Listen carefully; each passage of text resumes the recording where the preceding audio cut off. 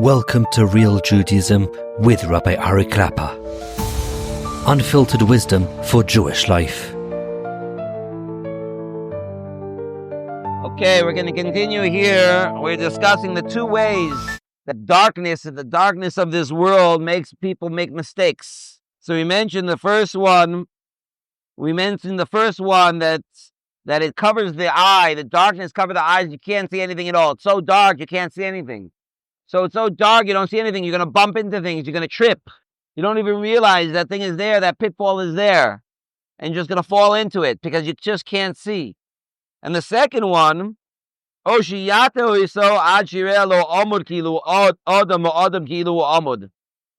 one is you can see a little bit. It's not 100% dark. There's a little bit. There's a little bit of light, but the darkness is so strong that it distorts what you can see. You know, I remember when I was a kid and there was a little bit of light in the room and you're looking at, from your bed, you're looking out and there's a chair there. It looks like there's some kind of monster, right? And really you turn on the light, it's just the way that the sweatshirt is hanging over the chair. It kind of looks like two eyes and like a big fangs and whatever. But really, there's nothing there. But that's what happens in this world. That because of the darkness in this world, people have they want to do good. They're do-gooders. They want people to be happy and free, and because of that, they distort the truth. Chazal tell us that a person who has Rahmanus on the places that he shouldn't have Rahmanus, is going to end up not having Rahmanus on the places where he should have Rahmanus. Shaul, not last past week's Haftorah. Shaul had Rahmanus on Agag, the king of Amalek. He didn't kill him right away. Shaul had Rahmanus on a person that he should not have had Rahmanus on, and Shmuel gave him Musa for that. In the end, Shmuel ended up killing Agag. And in the end, the same Shaul was running after David to kill him. So you start off with a place, you think you want to have Rahmanus to everybody. You care about, animal rights. And the same animal rights people are the people who don't care about killing people. That's what I liked. And before the Holocaust, you see that the Nazis were like that. That the people were very take care of your dog, and what's more important, taking care of your dog or taking care of a person? No, the Maisa, that's what it is. Things get distorted, and what looks good is really bad, and what's bad is really good because of the darkness of this world. Sometimes a person with a little bit of Torah knowledge, and that's it, that's all he has, but he doesn't have the right she'ifas, he doesn't want to grow more, but he has a little bit of knowledge. That knowledge itself can be distorted to make things so much worse, right? And that's why too much chesed is going to lead to znus. I just saw a beautiful word. I want to bring this out. I saw a beautiful word from Reb Dessler. And Reb Dessler says that when Bilam was trying to curse Klal Yisrael, so Bilam knew the exact moment where Hashem got angry, when Hashem got angry. And he was going to take advantage of that moment in order to curse Klal Yisrael. And Chazal teach us that HaKadosh Baruch Hu didn't let him, because during all those days that Bilam was trying to do it, that moment didn't happen. Reb Dessler explains what was the need for the moment.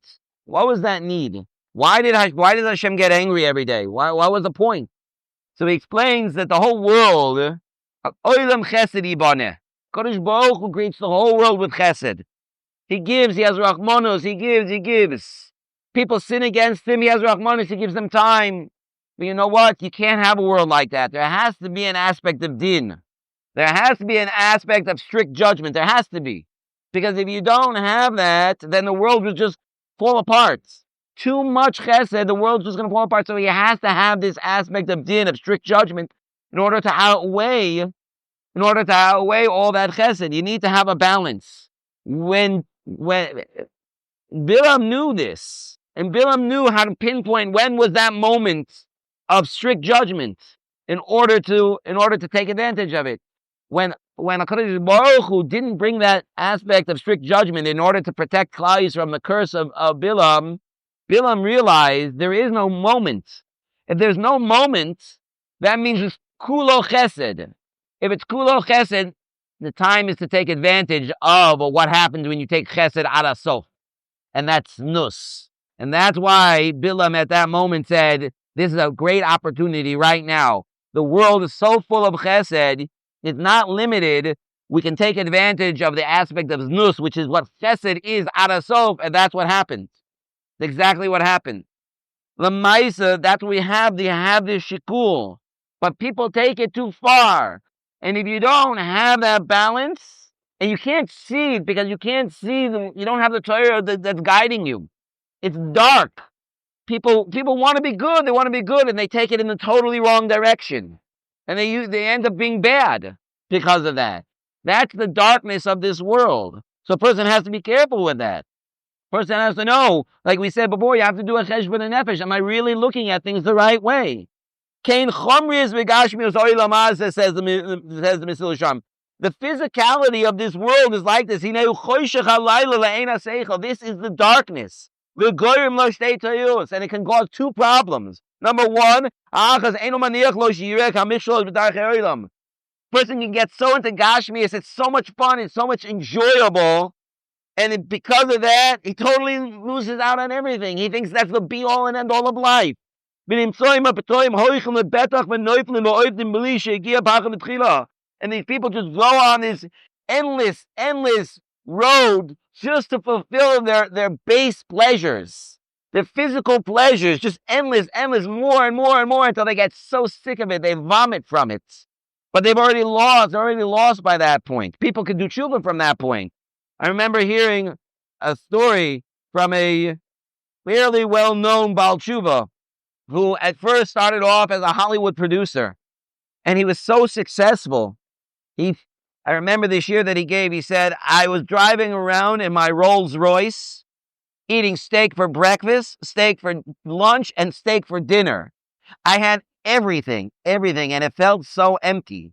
Why do I feel empty if I have everything? If I have anything that I want, why do I feel so empty? That spurred him on to do tshuva.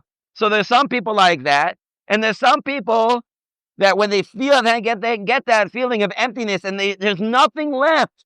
They've done everything already. They've had everything that they've wanted, and they still feel empty. What do? They turn to drugs.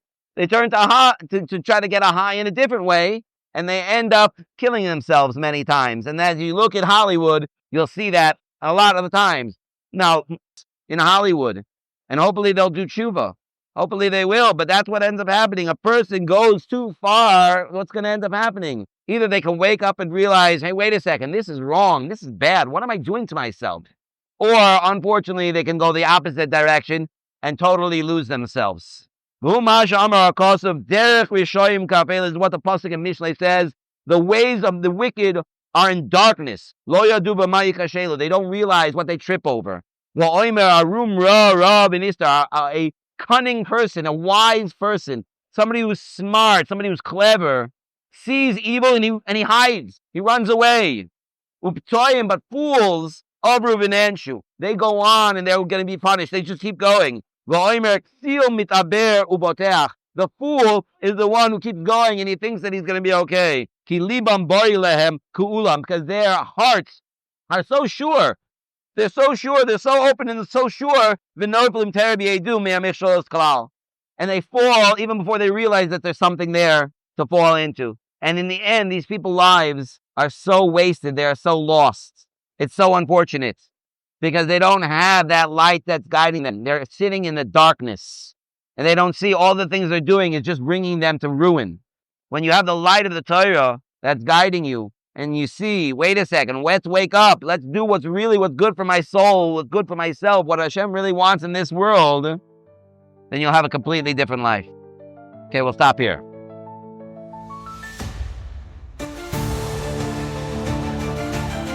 Thank you for joining Real Judaism, where we explore Torah's wisdom for real life.